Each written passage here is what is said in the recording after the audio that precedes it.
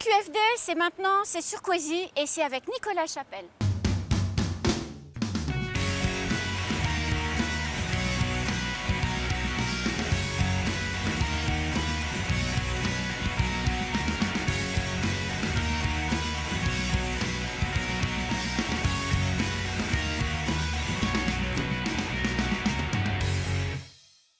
Nicolas, bonjour.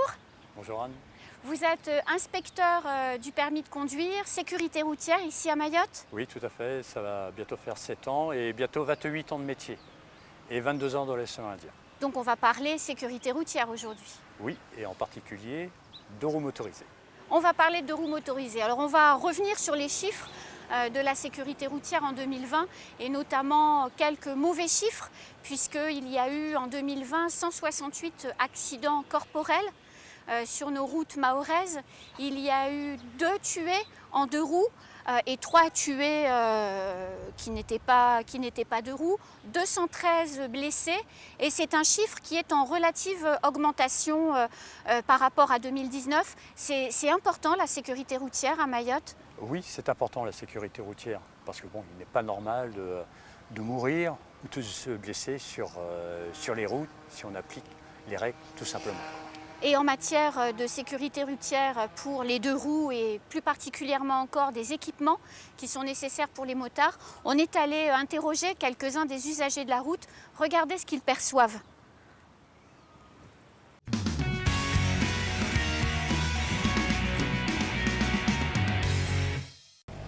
Déjà le casque et une combinaison. En scooter, je dois avoir le casque, je dois avoir les gants. Déjà, premièrement, gants. Et pour après, les vêtements. Mettre les gants, les casques.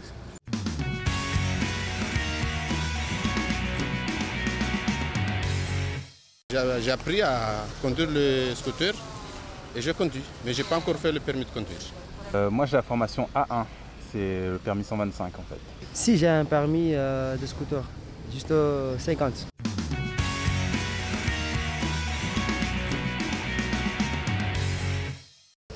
Ça dépend quelle route. Parce qu'il y a des routes qui sont vraiment dégradées ici, mais sinon ça va en général. Je ne me sens pas à l'aise parce que parfois je me disais que moi, je n'ai pas fait le permis de conduire. Au moins j'essaye de respecter les consignes sur la route, mais je vois quelqu'un qui conduit une voiture. Et normalement, il devait avoir le permis de conduire. Il ne respecte pas normalement les consignes. Donc ça me fait peur un peu. Sur la route, oui, c'est depuis tout jeune que je fais du scooter, donc ça va, malgré qu'il y a des chauffards un peu, mais on essaie de faire attention.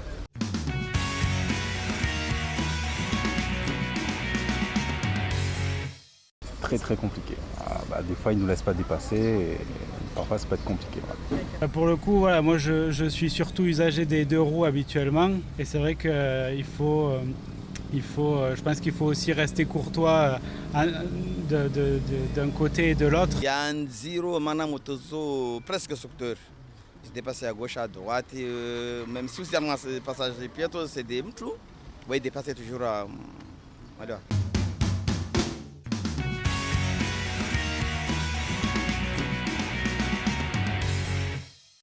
Oui, en effet. Oui, C'est important, hein? oui, tout à fait.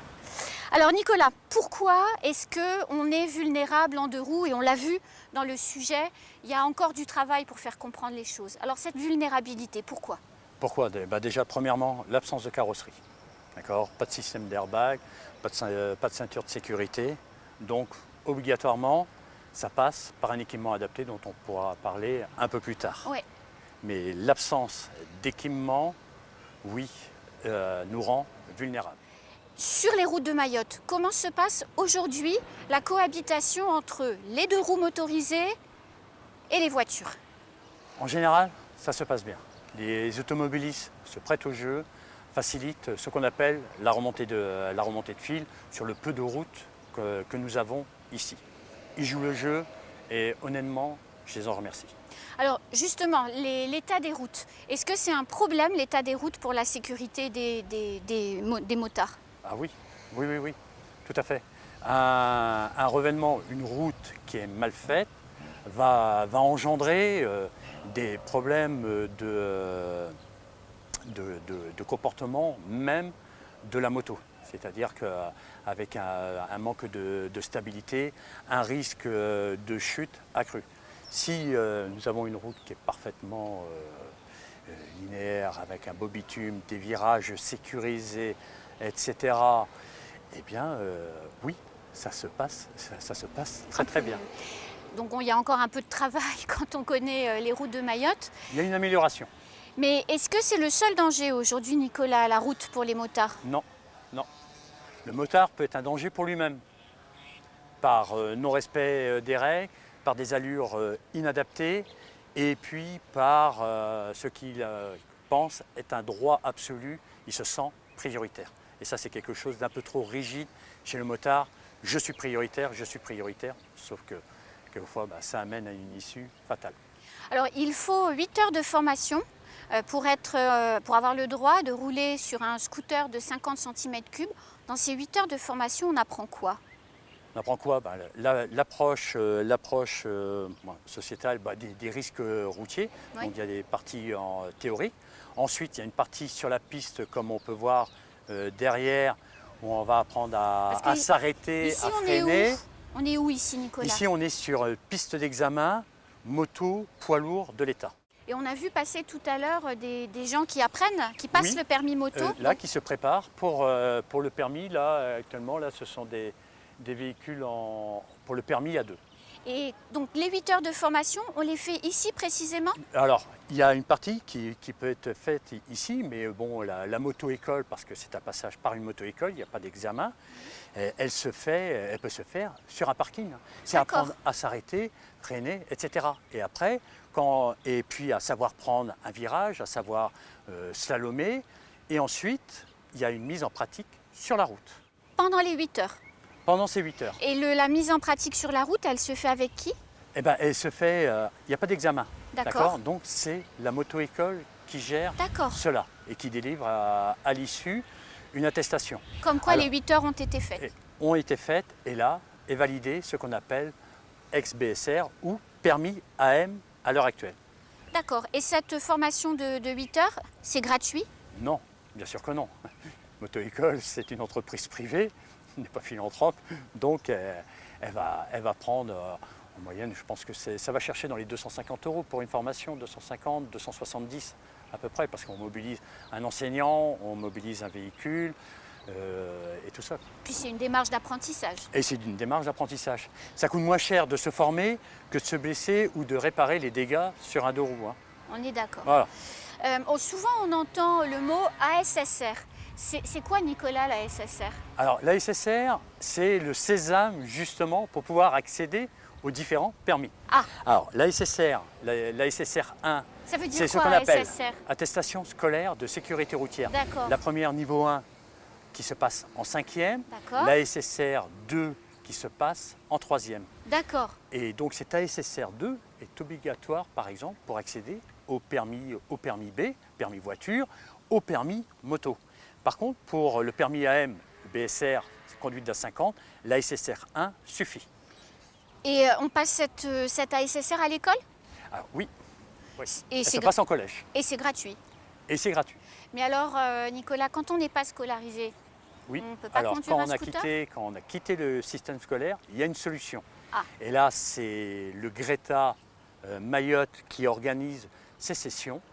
Et ce qu'on appelle l'ASR. Là, c'est attestation de sécurité routière. On a enlevé le mot scolaire.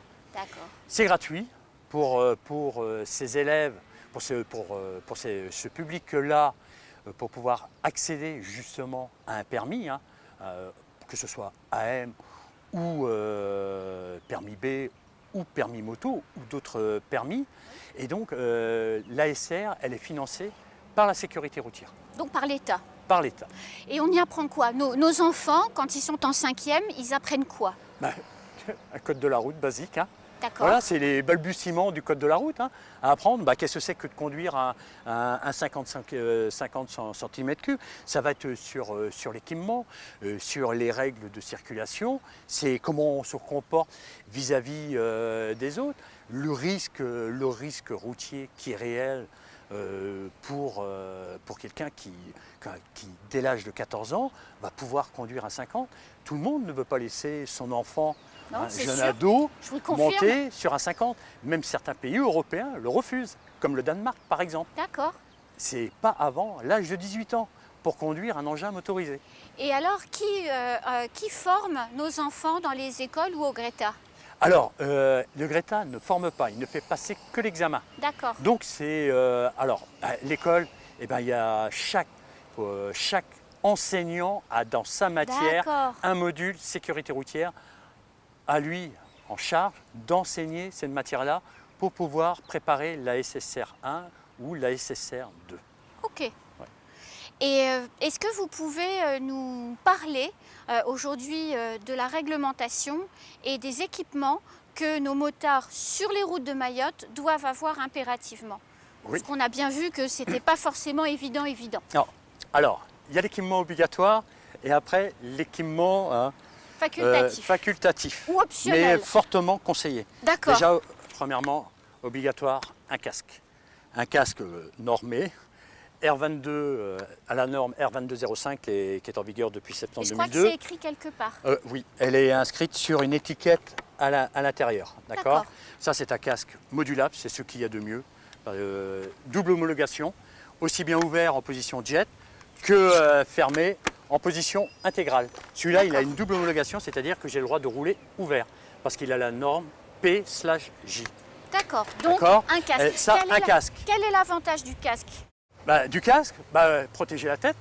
Parce que Bien si sûr. on chute, le casque empêche les chocs crâniens, c'est ça? Oui, le casque il est testé jusqu'à 27-29 km/h actuellement sur différents types d'enclumes. Donc on teste la mentonnière comme pour un intégral ou pour un modulable. Il y a seulement que sur le jet qui n'a pas de ce qu'on appelle la mentonnière là, qui ne peut pas être testé. Mais un casque R2205 est beaucoup plus sécurisant que les anciens casques NF ou les R2204, etc. Donc D'accord. avec un casque aux normes, on protège sa tête, son cerveau, ses ici, cervicales. ses cervicales en cas de au chute. maximum. D'accord. Surtout, le casque doit être adapté pour éviter justement ce qu'on appelle un coup de lapin, etc. Il ne faut pas que le casque vienne blesser. Donc il faut toujours qu'il soit à la taille. On ne peut pas... Un casque, ça ne se prête pas, déjà. Et un casque, ça s'essaye. Voilà. Trop grand, il ne sert à rien. Il va tourner, il ne va pas protéger. D'accord. Alors, ça, c'est pour la première partie. Après le casque, il faut quoi d'autre? Ceci, une paire de gants homologués. Une paire de gants homologués, ça se reconnaît grâce à un petit moscreen. Or, la caméra devrait le prendre. Il y a le petit moscreen là, ce petit dessin représentant un motocycliste. D'accord. Donc ça veut dire que c'est ça veut dire que homologué. ces gants sont homologués pour l'usage obligatoire lorsqu'on fait de la route. Et ça, Ce ne sont pas des gants de jardin, ce ne sont pas des gants de travail, ce sont des gants motocyclistes. et il protège le motard de quoi en fait? Le premier réflexe quand on chute, c'est de poser les mains. Oui. Voilà. Et les mains, on n'en a que deux pour la vie. Donc en fait finalement quand on a ces gants, ça empêche d'avoir la peau des mains qui s'arrache et les os aussi qui...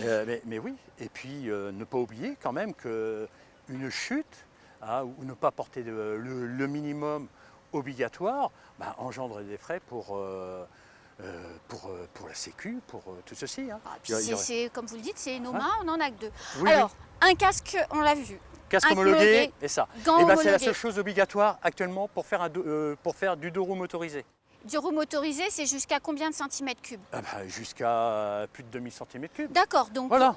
Ok. D'accord. On peut être nu, on peut être en savate, on peut être pieds nus. D'accord. À partir du moment où on a notre casque et nos gants, On est bon. on est dans la règle. Ok. Voilà. Alors après, vous disiez qu'il y avait des équipements facultatifs, voire Oui. optionnels, c'est-à-dire que vous recommandiez. C'est quoi ces équipements? Un blouson. Un blouson avec une dorsale à l'intérieur. Et cette dorsale va venir protéger la colonne vertébrale et va éviter. Alors ça, En c'est cas une de chute, dorsale, toujours. une dorsale qui est normée. D'accord. Toujours lorsqu'on achète un équipement, de demander à avoir une dorsale qui est normée. Et ensuite, on a des protections à l'intérieur, je ne vais pas les enlever. On a des protections d'épaule, on a des protections de coude. Toujours pour Et ça, protéger le pour corps. éviter fracture de clavicule et autres, etc. D'accord? Bon, celui-là, il est ventilé, bon, il commence à vieillir, mais il remplit son office. Mais Nicolas, il fait quand même très chaud à Mayotte. Ah oui, mais bon. Et bon, moi, je ne me vois pas sortir. Si je n'ai pas mon équipement, j'ai l'impression de me sentir trop vulnérable. Alors, on ne verra pas, même en savate. Donc, du coup, pardon, chaussures montantes. Voilà. Donc les Des tons- chaussures montantes pour protéger tout ce qui est clavicule et malléole. Et ça, par contre, en examen moto, il est exigé cet ensemble d'équipements, c'est-à-dire le gant, le casque, un blouson et des chaussures montantes. donc, S'ils ne les ont pas, il n'y a pas d'examen. donc les jeunes femmes qui sont en jupe sur leur scooter avec des sandales, c'est très élégant, ce n'est Ah, pas c'est- interdit, mais pas Non, ce n'est recommandé. pas interdit, mais bon, moi j'ai déjà goûté au bitume et heureusement que j'avais mes protections. D'accord? Et je suis entier. Ce sera le mot de la fin, Nicolas. Oui, Merci beaucoup. merci. À très bientôt pour un prochain CQFD. Et surtout, portez votre casque et vos gants si vous êtes motard.